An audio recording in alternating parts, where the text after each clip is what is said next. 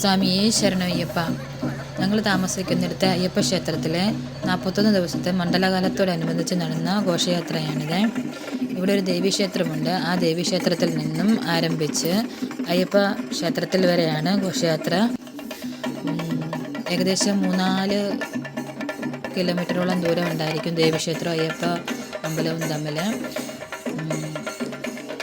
ഇതെല്ലാം നാട്ടിൽ നിന്നും വന്ന ആൾക്കാരാണ്, നമ്മൾ വരുത്തിക്കുന്ന ആൾക്കാരാണ്. താലപ്പൊലി എടുത്തിരിക്കുന്നതെല്ലാം ഇവിടുത്തെ മലയാളികളാണ്. എല്ലാ വർഷവും നമ്മളും താലപ്പൊലിയൊക്കെ എടുക്കാറുണ്ടായിരുന്നു. ഈ പ്രാവശ്യം എടുക്കാൻ പറ്റിയില്ല, അതുകൊണ്ട് ഞങ്ങളത് കാണാൻ വേണ്ടി പോയിരുന്നു.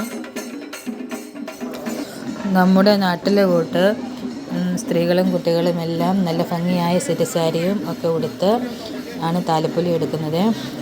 ഇവിടുത്തെ ആൾക്കാർക്കൊക്കെ അതൊക്കെ കാണുമ്പോൾ ഭയങ്കര ആകാംക്ഷയാണ്. ഭയങ്കര ഭക്തിയോടെ വന്നു തൊഴുകയും ഒക്കെ ചെയ്യുന്നതൊക്കെ.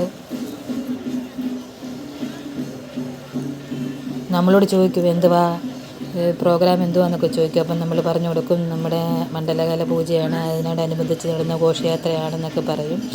പിന്നെ മെയിൻ സ്ഥലത്തൊക്കെ വരുമ്പോഴൊക്കെ നല്ല ചെണ്ടമേളവും നല്ല ഡാൻസും ഒക്കെ ഉണ്ടായിരിക്കുമേ.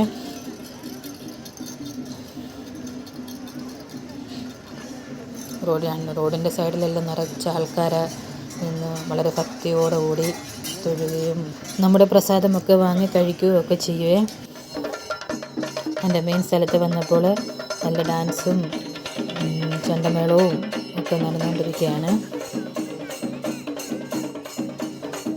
അപ്പോൾ നമ്മുടെ ഇന്നത്തെ വീഡിയോ എല്ലാവർക്കും ഇഷ്ടപ്പെട്ട് കാണുമെന്ന് വിശ്വസിക്കുന്നു. അയ്യപ്പൻ എല്ലാവരെയും അനുഗ്രഹിക്കട്ടെ.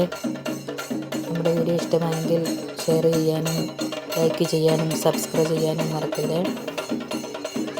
വീണ്ടും മറ്റൊരു വീഡിയോയുമായി വീണ്ടും കാണുന്നതിലേക്കും ബൈ.